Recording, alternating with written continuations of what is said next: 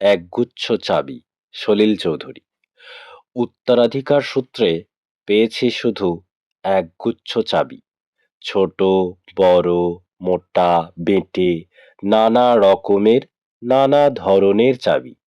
মা বললেন, যত্ন করে তুলে রেখে দে। তারপর যখন বয়স বাড়ল, জীবন এবং জীবিকার সন্ধানে পথে নামতে হলো, পকেটে সম্বল শুধু সেই একগুচ্ছ চাবি। ছোট, বড়, মোটা, বেঁটে, নানা রকমের, নানা ধরনের চাবি। কিন্তু যেখানেই যাই, সামনে দেখি প্রকাণ্ড এক দরজা, আর তাতে ঝুলছে প্রকাণ্ড এক তালা।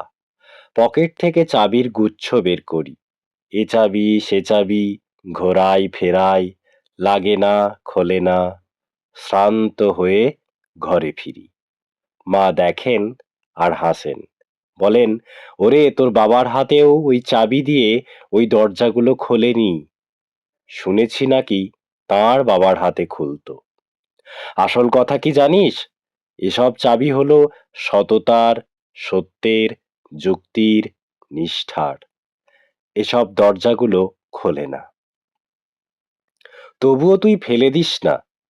তুই যখন চলে যাবি, তোর সন্তানদের হাতে দিয়ে যাস এসব চাবির গুচ্ছ। হয়তো তাদের হাতে, হয়তো কেন, নিশ্চয়ই তাদের হাতে একদিন ওই সব সততার, সত্যের, যুক্তির, নিষ্ঠার চাবি দিয়ে জীবনের বন্ধ দরজাগুলো খুলে যাবে, খুলে যাবেই।